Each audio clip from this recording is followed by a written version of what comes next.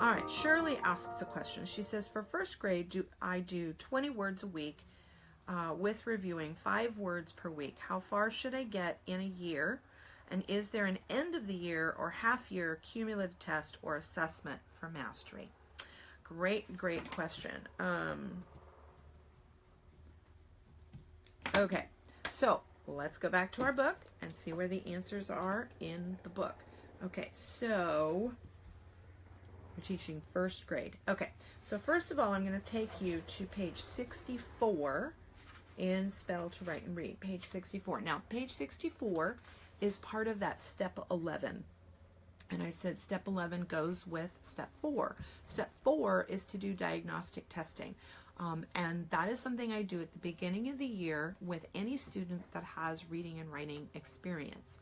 So a first grader, the only reason I would do that is if the first grader is coming in with some reading and writing experience. If I taught SWR in kindergarten and I did a good job of it, I mean, like I actually covered the material that's expected for a kindergartner, then yeah, I would need to do a diagnostic test now beginning first grade. I know where I'm placing the first grader. You know, the placement is already established, but I want to get a baseline for where I'm starting at the beginning of the year. Okay, so step 11 is, the step 4 is doing the diagnostics, and you'll go read that information. And then step 11 is based on this, now I need to determine placement. Well, I already know my first grader is starting at list A. Okay, so determining placement is really not a big deal for a first grader because I'm starting at A. All right, list A, that's where I'm starting. Okay, but I want to show you page 64 in the Spell to Write and Read book. And you can see here for a first grader, now this is just general guidelines. Please be aware you might have an older student that is testing at that level.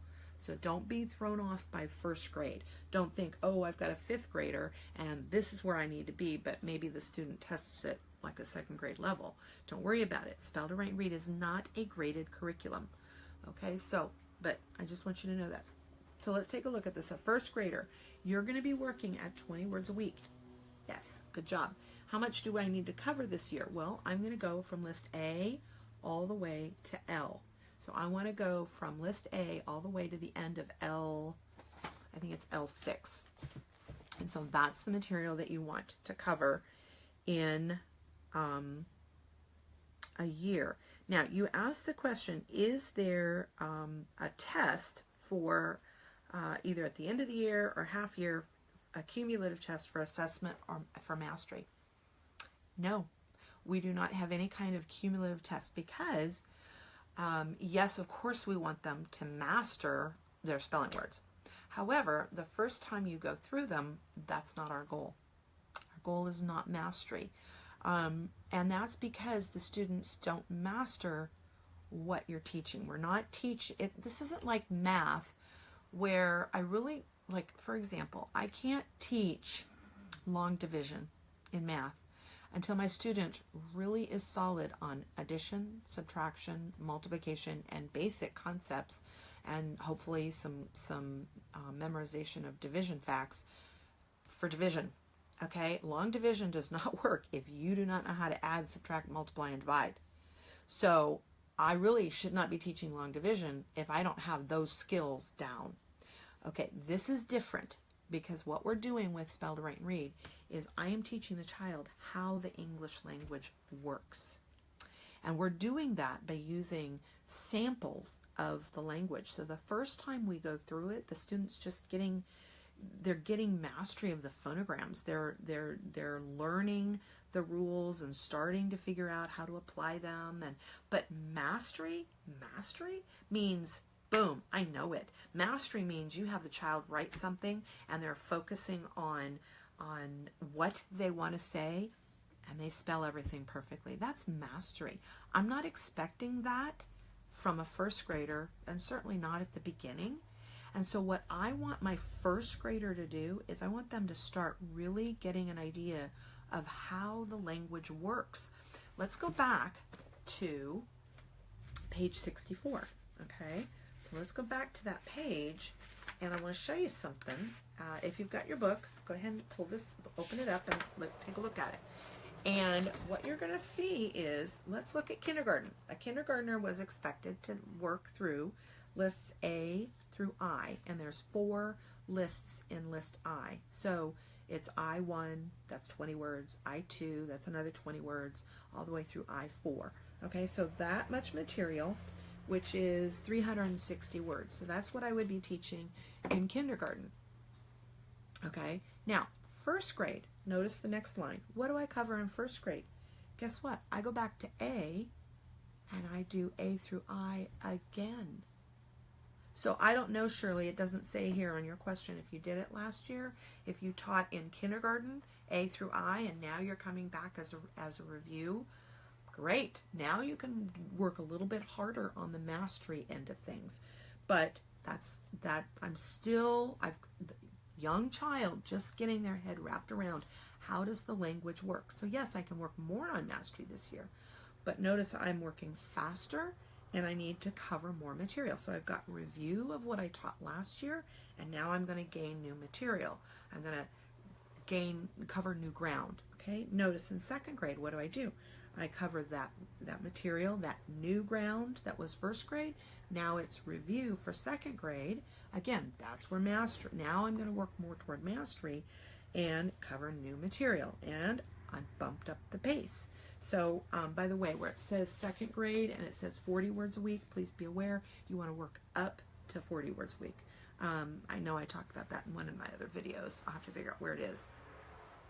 But anyway, so you don't start right off the bat at second grade at 40 words a week. So notice that I am reviewing. I'm constantly reviewing. And so no, I'm not going to do some kind of a cumulative test. I do give diagnostic tests, and I do that periodically. So once I give that initial test at the beginning of the year, again, for a first grader, the only reason I give a diagnostic test at the beginning is if the student has some reading and writing experience. If not, then there's nothing to assess, so I don't do the diagnostic test. When you get to list H1 in the WISE guide, there's a reminder there, okay, if you haven't already, go give another diagnostic test. Or if you haven't, then go give the first one. And then what I would suggest is at the end of once you hit that place, which is, in that review material, if you're reviewing what you taught in kindergarten, it's still in that section of the material. Then what I do is at the end of every academic quarter, I will do another diagnostic test. And the diagnostic tests are in the back of your book. They're in Appendix B. And whatever test I used the last time, then I used the next test. There's 8 of them in here. And I would just cycle through the tests until I get all the way to the end, and then I go back to the first one. And all of the instructions for how to do the diagnostic tests are on my website. If you go to swrtraining.com and you do the drop-down box for Spell to Write and Read, look for the Getting Started series, and then I think it's step 5 in the Getting Started. You can also just do a search on any one of the pages in the website and just do diagnostic tests, and I think it's tip number 5, and that's part of the Getting Started series.